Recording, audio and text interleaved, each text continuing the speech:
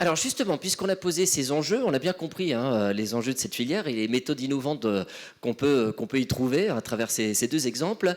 On va parler maintenant d'autres méthodes, en tout cas d'expériences qui sont faites sur le territoire de Hauts-de-France, de recherche de solutions, d'expériences en cours. Alors parmi la totalité des soutiens institutionnels qui peut exister sur le territoire Hauts-de-France, on va avoir une expérimentation qui est d'une nouvelle organisation structure. C'est une expérience qui est financée notamment par le volet innovation de la région. Là, on a parlé tout à l'heure avec sa vice-présidente Karine Charbonnier. Je vais donner la parole à Marjorie Lefebvre, qui est directrice générale du réseau Adapt Service. On va parler stratégie de création de valeur avec cette expérience. Alors, vous avez un micro logiquement qui doit être en face de vous. Alors, vous avez fait cette expérience, vous la menez. Expliquez-nous justement de quoi il s'agit, du constat, pourquoi être parti sur cette démarche également. Donc, comme expliquait Mme Charbonnier tout à l'heure, on a bénéficié en fait d'un fonds délivré par la région dans le cadre d'un format innovation. On part du constat, d'un double constat, qui est aujourd'hui partagé par tous, c'est-à-dire qu'on a un problème d'attractivité sur nos métiers. On doit absolument se réorganiser pour permettre une meilleure qualité de vie au travail, mais associé à tout ça, on s'est fait le constat avec les équipes, que je remercie d'être là ce soir d'ailleurs,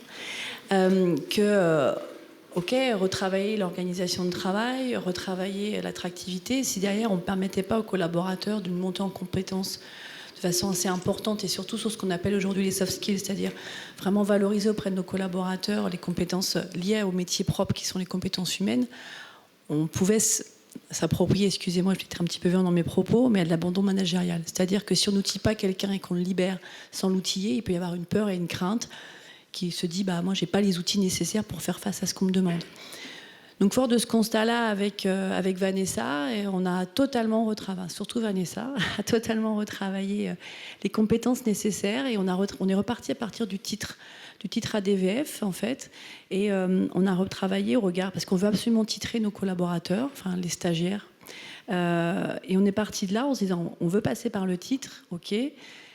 Mais le titre n'est pas suffisant, parce qu'on est tous aujourd'hui dans un constat terrible, c'est que malgré toute l'énergie qu'on met sur la formation, les formations ne sont absolument pas adaptées à nos besoins sur le terrain, ni à nos besoins, nous, de structure, vu où on emmène aujourd'hui le métier, ni aux besoins du métier lui-même, puisqu'en fait, aujourd'hui, sur un titre ADVF, vous avez un tiers du temps qui est consacré à l'entretien du cadre de vie, un tiers du temps qui est consacré à la prise en charge de la petite enfance, et un tiers du temps qui est consacré à la prise en charge de la personne âgée, mais personnes âgées relativement simples. Aujourd'hui, nos métiers, ça couvre aussi bien l'accompagnement du polyhandicap, la personne âgée complexe, que aussi l'accompagnement social qu'on peut faire sur des majors tutorés.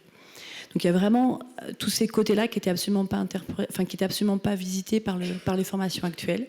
Donc on a tout revisité, on est reparti sur des compétences de base. On a beaucoup retravaillé tout ce qui était communication non violente, détection des besoins, adaptation publique. Et on a créé 3 phases. Préalable à l'embauche, donc avant l'obtention du titre. Et après, on a aussi travaillé, bien sûr, parce qu'on oublie toujours un peu dans tous ces projets qu'on est en train de tous de mettre en œuvre.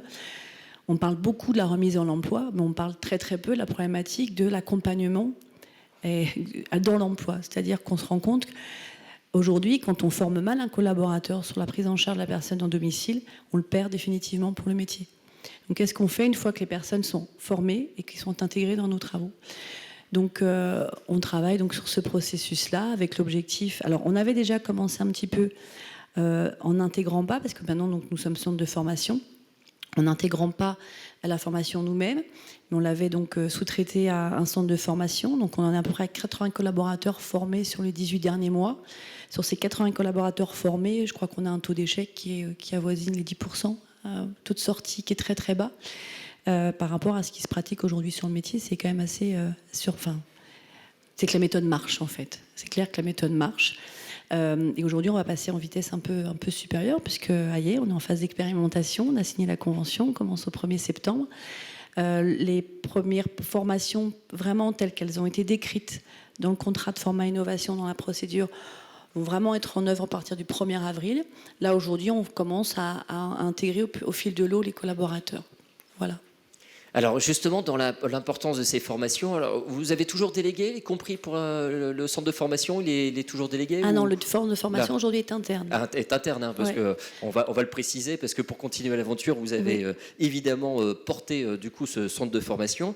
Et alors, ce qui est intéressant, c'est de montrer à quel point cette formation, vous la personnalisez, elle est à la carte Ouais. pour accompagner le candidat. Il y a un premier stade qui est vraiment de prise de connaissance du stagiaire, qui va durer une quinzaine de jours, où on va vraiment prendre connaissance avec lui, et on va aussi lui expliquer un peu mieux du travail, d'une manière générale, un peu spécifiquement notre métier de maintien à domicile, mais qui permet de lui réserver, en lui disant, voilà, si ça colle pas, tu peux sortir du dispositif, mais tu as quand même validé quelque chose. Donc on a travaillé dans ces axes-là, tout ce qui est la relation au travail, tout ce qui est la relation à l'Internet, etc. Une deuxième phase qui est plutôt en lien avec l'entretien du cadre de vie, et une troisième phase qui est vraiment la prise en charge de la personne par elle-même, et ensuite phase 4, phase 5, qui sont des phases, une fois que le collaborateur est intégré, qui sont des phases de maîtrise et d'expertise dans les métiers.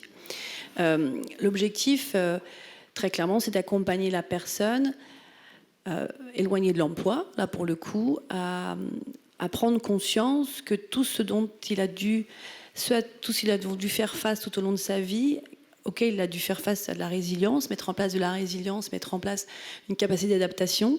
Et aujourd'hui, va pouvoir lui servir pour rebondir dans ce métier qui valorisera davantage ses compétences humaines que ce qui avait été fait auparavant. Donc c'est de l'entrée-sortie permanente.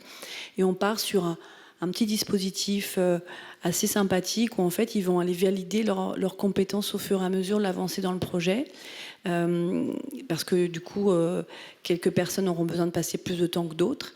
Et on mixte en fait différentes capacités d'acquisition de la compétence, que ce soit en mode tutoré sur le terrain, que ce soit en AFESP. Donc, mais l'AFESP, attention, concerne très peu de parties de la formation, parce que l'AFESP, c'est très très particulier. Un petit peu d'académique, comme je dis toujours, en apprentissage de base.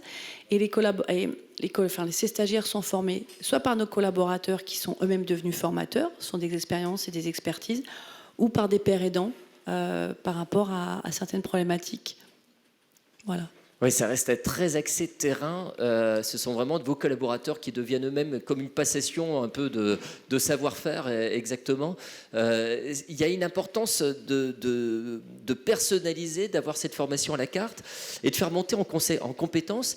Il y a un mot, quand on a préparé cet échange aujourd'hui, que j'ai noté, il y a une vraie volonté de faire aimer ce travail. Pas compris. Il y a un mot que j'ai noté quand on a préparé éventuellement cet échange, oui. et c'est-à-dire cette volonté de faire aimer ce travail. Ah oui.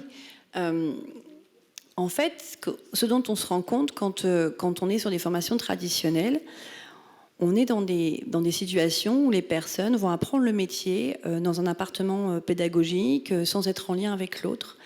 Et il y a un tel écart entre le travail tel qu'il est perçu et le travail tel qu'il va être fait après.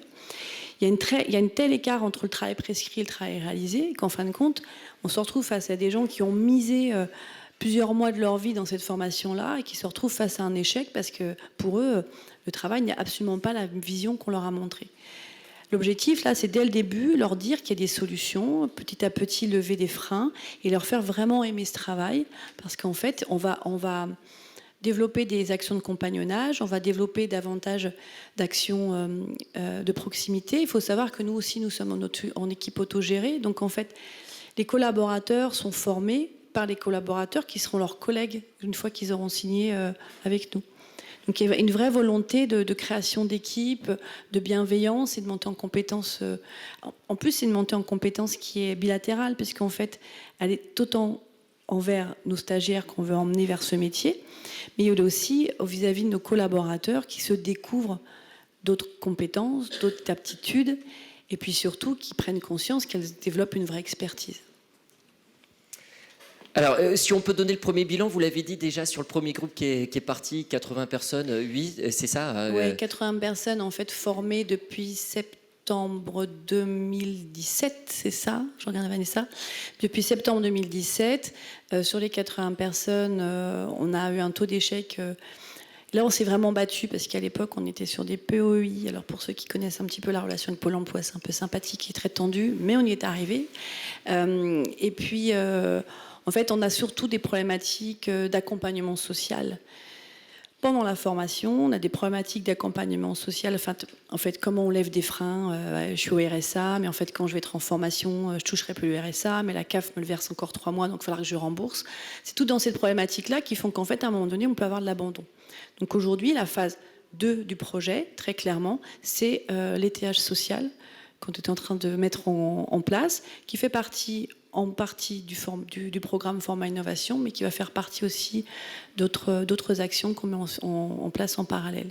En fait, nous sommes acteurs et porteurs du GIEC entreprise, avec l'espoir de fédérer d'autres acteurs entrepreneuriaux autour de nous, parce que ce métier s'associe forcément en étayage social.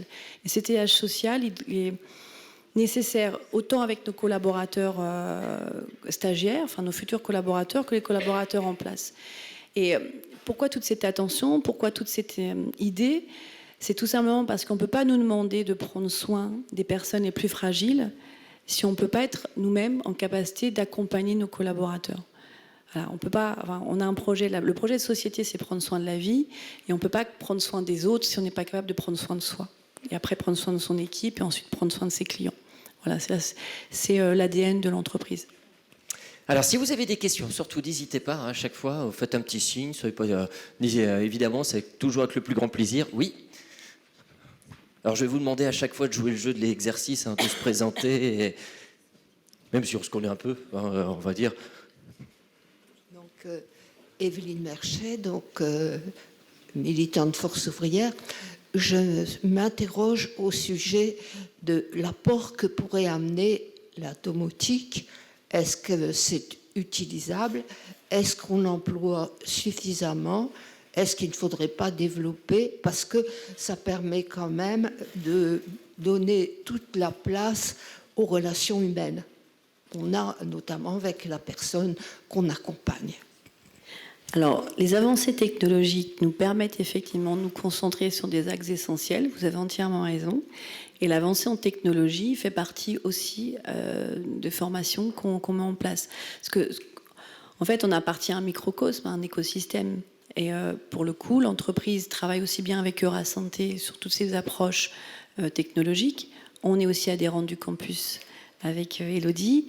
Donc on est vraiment, effectivement, vous avez entièrement raison, mais aujourd'hui on est limité. On ne peut pas imposer chez quelqu'un chez qui on intervient de mettre davantage de technologie s'il ne le souhaite pas, il est encore chez lui. Enfin, c'est aussi la clé de voûte de notre métier qui est le respect de la personne dans son intégrité physique et morale là où elle habite. Voilà. Mais effectivement, si on a les bons argumentaires, si on a les bons outils, si les collaborateurs sont suffisamment formés pour étayer un discours cohérent, je suis persuadée qu'on peut, en équipe, apporter la preuve à notre client qu'il a intérêt de s'équiper. Oui.